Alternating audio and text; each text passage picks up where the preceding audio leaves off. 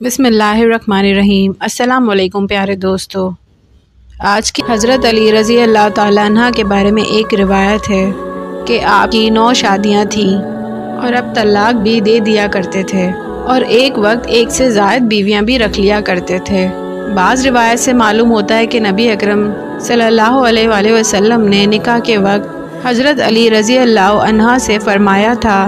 कि फ़ातिमा मेरी बेटी है, मेरे जिगर का टुकड़ा है, अगर इसे कोई तकलीफ़ होगी तो मुझे भी तकलीफ़ होगी। मुहद्दिसीन और मुसफ़्फ़िहीन लिखते हैं कि ये एक ज़बरदस्त इशारा था इस तरफ कि फ़ातिमा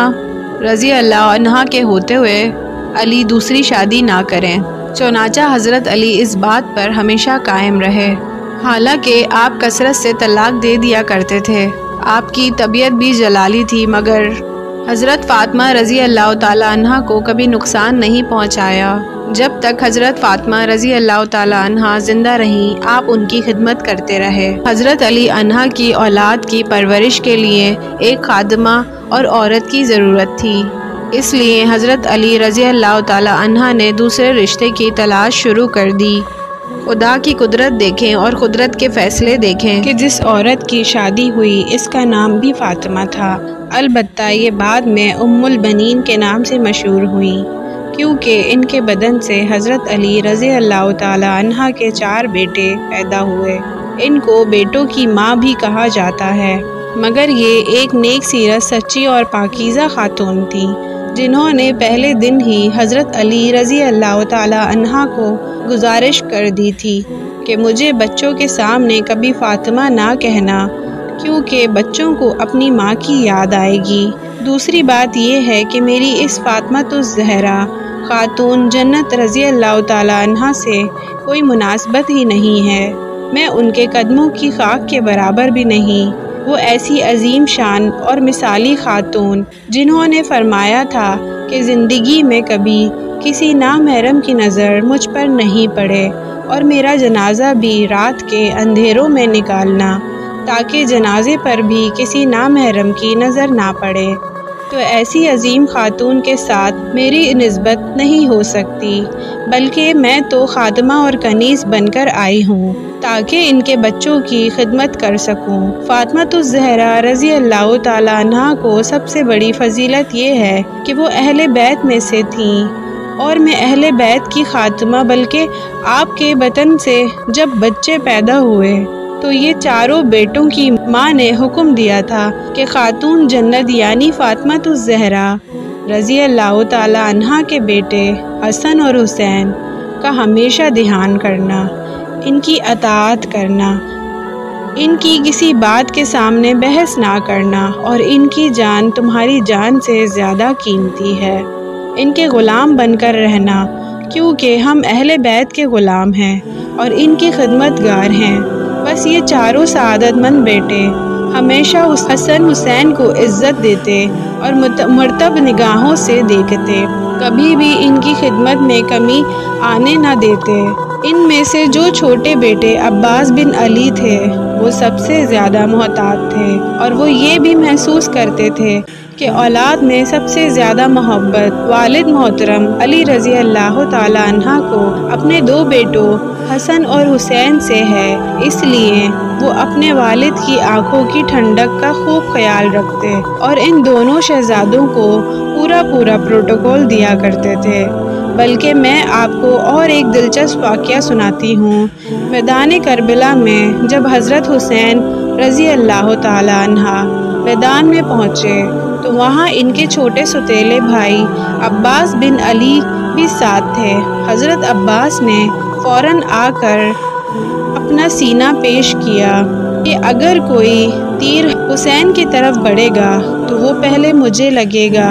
लोग बहुत हैरान हुए और हज़रत हुसैन रज़ी अल्लाह ताला अन्हा से भी मना करने लगे कि तुम छोटे और तुम्हारे अंदर इतनी हिम्मत भी नहीं। एक शख्स आया और कहने लगा कि अब्बास तुम अभी छोटे हो और बड़ों की हिफाजत करोगे, हालांकि बड़े तो हुसैन हैं और तुम्हारी हिफाजत करेंगे, तुम पीछे खड़े रहो। मगर अब्बास बिन अली ने, जो बेहतरीन माँ की तरबियत याफ्ता थी, عجیب و غریب جواب دیا۔ قابل سے کہنے لگے کہ حسین میرے والد کی آنکھوں کی ٹھنڈک ہیں، گویا میرے والد کی آنکھیں اور ہم اپنے والد کے حسین میرے والد کی آنکھوں کی ٹھنڈک ہے، گویا میرے والد کی آنکھیں اور ہم اپنے والد کے بازو ہیں، تو بازو تو آنکھوں کی حفاظت کرتے ہیں، اس میں کوئی حیران والی بات نہیں۔ یہ سن کر حضرت حسین رضی اللہ تعالی عنہ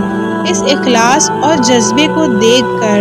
بے حد خوش ہوئے اور فوراً فرمایا، عباس جا کر پانی لے آؤ۔ جب حضرت عباس رضی اللہ تعالی عنہ پانی لانے کے لیے گئے، مخالفین نے آپ پر تیر چلا دیے اور آپ کے گھٹنوں پر بھی تیر لگے،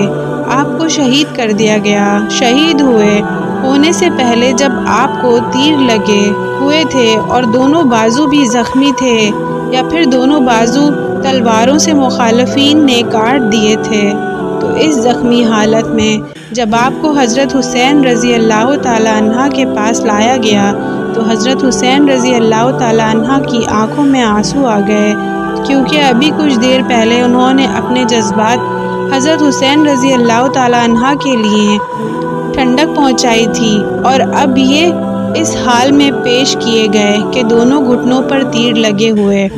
اور آنکھوں میں یہ آنکھوں سے عرض کر رہے ہیں کہ ان تیروں کو اپنے مبارک ہاتھوں سے نکال دیجئے۔